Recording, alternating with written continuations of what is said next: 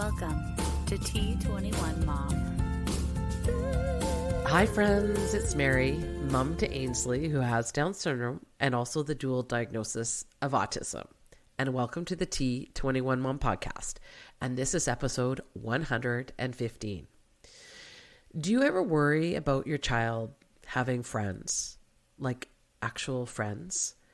This has always been a big concern of mine, and it really kind of tears at my heart. You know, Ainsley's in grade 6 now, and it has definitely changed much of what I kind of expected by about 4th grade. The kids are, more aware of differences, and, they're not really hanging out with your child as much anymore, or it's not cool. But, there's been some really great things have happened this year. Last year, I'm pretty sure it was another mama who suggested this to me, was to put into Ainsley's IEP, fostering friendships. And that is also in her IEP this year. And let me tell you, oh, be still my beating heart. A couple of weeks ago, it was Ainsley's birthday. Excuse me. And I just wrote it in her communication book as I wanted to know who her friends were to invite to a party. I knew of 2 girls, Hannah and Fernanda, that were in her class who were her friends. But I really didn't have any idea. And I also honestly don't know if parents send anything for their kid's birthday to school. Like maybe in the younger grades, I kind of recall maybe doing that once or twice. I don't really remember, to be honest. But, because at this point I'm up to my eyeballs in cookies for the Advent cookie calendar. So I really didn't have time to put something together to send to the class. But regardless, I just wanted to really know who some of her friends were. And, her sweet friend Hannah remembered that it was her birthday. And she got her a little gift. It was a yellow popper. That's what I call it. I don't know if that's what it's actually called, but it's like a little fidget toy. And Ainsley really likes to play with these. And now she's carrying around the one that Hannah gave her. And she also wrote the absolute sweetest card. She said, "I want you to know how much you mean to me. I wish that your birthday is as amazing as you. Love, Hannah." Cue the tears. I had tears streaming down my face. This girl, Hannah, is amazing. They met in grade 2. And there was a year that maybe 2 that they weren't in class together. I think it was only a year. And because I did request for her to be back in Ainsley's class, because each year you can pick 5 other kids that you want to be in your class. There's no guarantee, but just so the school and the teachers have an idea of who your child's friends are.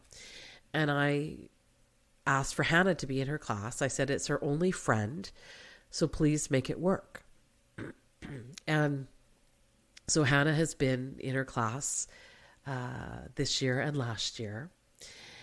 And in her card, she also enclosed some pictures from some of Ainsley's past birthdays of them together. And it was just so sweet. I just love this kid, and I think she's just amazing.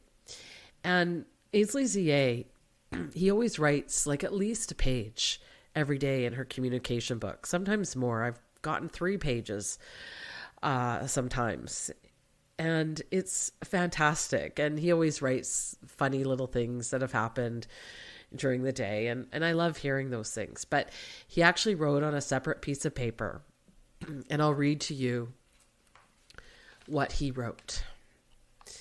And just as I'm sure I've mentioned before, Ainsley's favorite song is Happy Birthday, which will play into this letter that her EA wrote.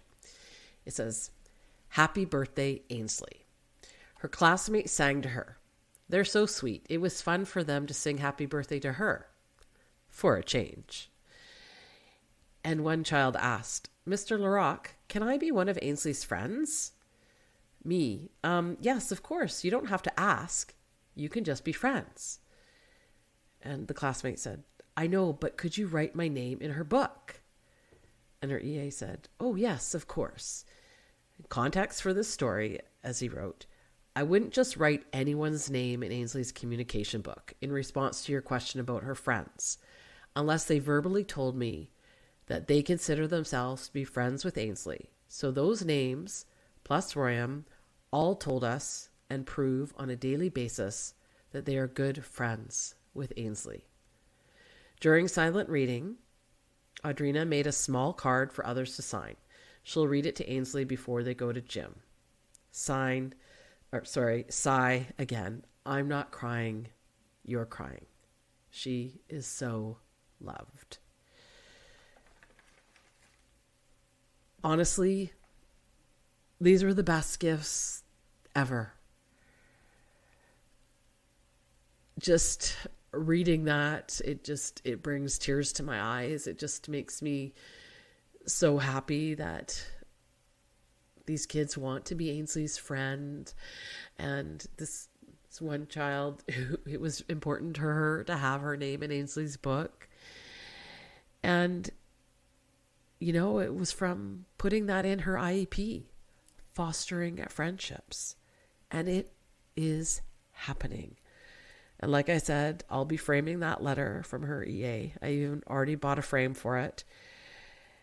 And then a few days after this, I came to get Ainsley, and I saw a group of girls helping her play soccer. None of them could see me because they all had their backs to me. And it was just so awesome to see how they were so patient with her and helping her. It was wonderful. And her EA then told me about a boy in another class who plays basketball with her. Honestly, I wasn't sure I would ever see this or hear stories like this. And that is the honest truth. I mean, there's been some tough years. I mean, we had COVID, and of course that was hard on everybody. But there was, you lose a lot of traction there. But now this is happening. And honestly, it just makes me so incredibly happy. I'm sure we all want our kids to have friends, but even with the dual diagnosis, it's just that much harder. Ainsley doesn't have a ton of language, but I'm seeing her interact with her peers, and this is amazing. If this is what you want for your child, which I'm sure all of us do, don't give up. It can happen. Put it into their IEP, fostering friendships. Ainsley's EA is very motivated to encourage opportunities, to allow these friendships to flourish. And I am so grateful for this. And he's always so excited to tell me what is happening, like with these friendship interactions. It's lots of fun to hear the different stories. So I've sent out invitations to the kids in Ainsley's communication book for her party, which is happening in a couple of days. And it'll be a Barbie themed party.